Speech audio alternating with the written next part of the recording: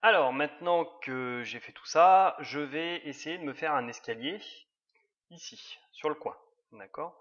Donc je me mets sur le niveau 0, parce que c'est un escalier qui va aller du niveau 0 au niveau 1, et je vais déjà dessiner une petite ligne, modèle, à 1 mètre par exemple de mon mur, qui fait 1 mètre de long, d'accord, qui va être le départ de mon escalier. Donc mon escalier, il est ici.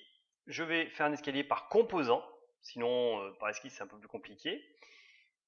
Je vais choisir la ligne de justification, volet droite, volet gauche, volet centre. Alors ça veut dire quoi? Ça veut dire que si je clique sur volet centre, je vais dessiner mon escalier par le centre. Ici, mon escalier, je vais mettre contre le mur de droite, donc je vais faire volet droite. D'accord? Au pire, je peux après, si je me suis trompé, aligner les éléments. C'est-à-dire que si je n'ai pas aligné mon escalier sur mon mur, je viens cliquer sur mon escalier sur mon mur et je viens les aligner. D'accord? Il faut faire attention. Je pars du niveau 0 au niveau 1 et là il me dit vous avez 16 contre-marches. D'accord? Donc ça c'est défini par rapport à des calculs internationaux. Donc j'ai cliqué là-dessus, j'ai des outils pour choisir les garde-corps ou pas, d'accord? Mais ça je peux le faire après. Donc ces outils-là je m'en servirai après.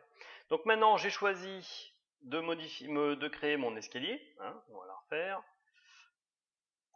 Voilà, donc escalier, par composant, je choisis la volée à droite et je viens cliquer. Donc si je clique sur mon extrémité droite, vous voyez, je dessine vraiment ma volée, mon escalier par la droite. Autre élément, là je vois qu'en bas c'est écrit 6 contre-marches créées, 10 restantes, c'est-à-dire que je suis obligé de faire les 16 pour qu'il accepte de faire mon escalier. Si j'en fais moins, il fera un escalier, mais il me mettra un message d'erreur. Ok? Donc 16 contre-marches créées, 0 restantes, c'est bon, je clique.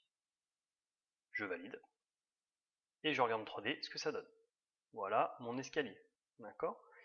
Donc cet escalier-là, s'il ne me plaît pas, je clique sur l'élément qui ne me plaît pas, parce qu'en fait ce sont des familles. Hein. Donc mon escalier, par exemple, je ne voulais pas un assemblé, mais un monobloc. Voilà, donc c'est en monobloc. Mon garde-corps type bateau, tiens, je vais le coller au mur. Ok. Et mon deuxième garde-corps, eh ben, je vais faire un remplissage inférieur. Ok. Ce sont des familles, vous pouvez en changer si vous avez envie. Donc là, on voit que j'ai un petit problème avec la fenêtre du bas, mais c'est la fenêtre du bas que je vais déplacer.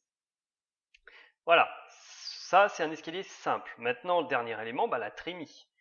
Donc je vais revenir ici. Pour choper ma dalle du milieu, ça va être un peu plus compliqué, donc il faut que je me mette en image filaire. Pour venir choper, voilà la dalle, clic droit, afficher l'élément. Voilà. Et je me remets.